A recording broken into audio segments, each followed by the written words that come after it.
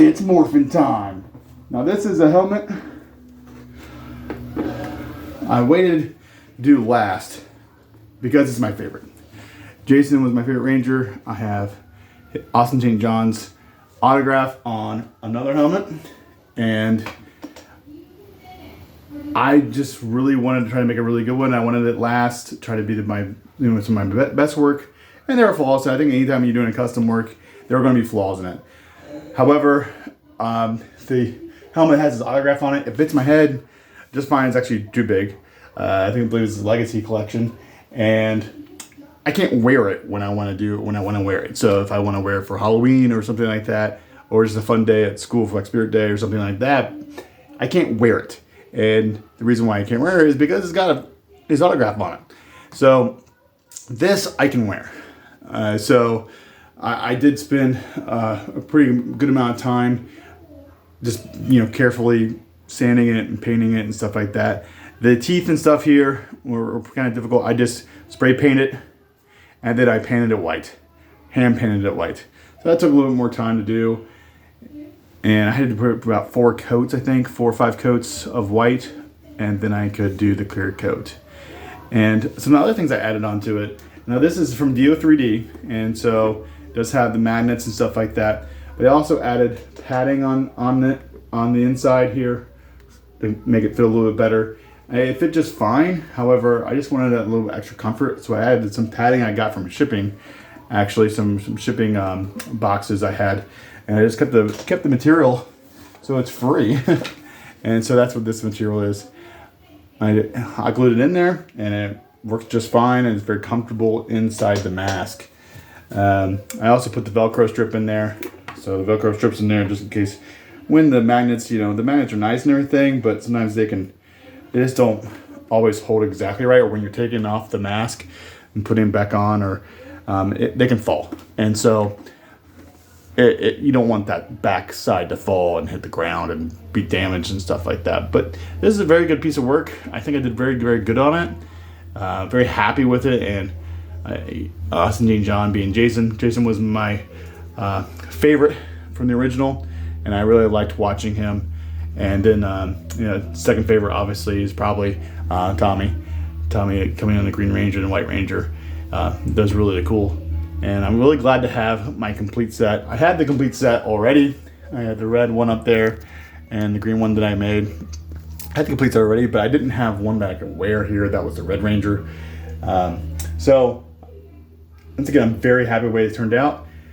And I sanded it down with a 80 grit, sanded it down with a 200.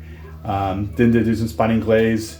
Then I did some more sanding down after spotting glaze. Then I did the 2-in-1 sandable primer, wet sanded it down, and it turned out pretty well. There are some things where I'm like, man, I wish I could go back over that again. And you sand and sand and sand and sand and sand, and eventually you get tired of sanding. But I guess that's where, like, if you're going to charge a whole bunch of money for a helmet, that kind of separates the amateurs from the pros. Now, I would say I'm an amateur. I just started doing this. Started doing it, doing 3D printing, and I just mostly do it for helmets because Power Rangers is very, very cool. It's one of my things, and I like to make helmets, and it's a very good artistic outlet for me. And a professional would definitely have more smooth everywhere. And while it is pretty smooth, it's just eventually sanding it takes its toll because you have to sand a lot, and there is a lot of sanding going on.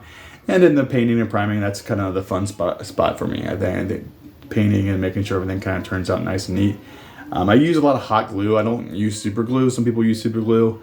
The reason why I don't use super glue is because my first time making helmet, I used super glue. It got my fingers, and then it got my paint, and then it was just kind of hard to get off. And so using super glue is a no for me, but hot glue is a go. The one thing I would say about this Dio3D file, when I put this is just different than all the other Power Ranger files I have. When I put the teeth here, this is a separate piece. So I put it on there. You can just, it kind of bothers me. I see the gaps here. I try to get it exactly in there. This bottom fit well and the sides fit well, but this top part has a gap. And maybe it's just me. Maybe I screwed up there. Who knows? because you're gonna see some hot glue there that I tried to put in there and I pushed it up. But overall, fit and finish is pretty good. My other complaint about the DO3 files, I like the magnets. I do. I like the magnets. I know some people like to do the clips on the sides, but the magnets, I think this, getting on quickly is a little bit better. However, the magnets don't always fit perfectly well. And so oftentimes I just go through on every single hole that holds a magnet. You have to be careful. You don't want to go all the way through, especially on this backside, because you'll go right through the helmet. I use, I just drill out, part of the hole to make it a little bit wider. That way I can make sure the little refrigerator magnets can get in there.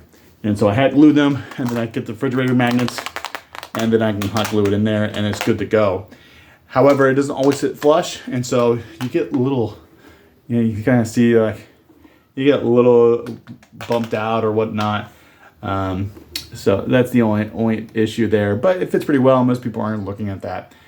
So I'm very happy once again with this, and I'm glad I have a Red Ranger helmet that I can wear and have no problem seeing out of. So thanks for watching. Bye.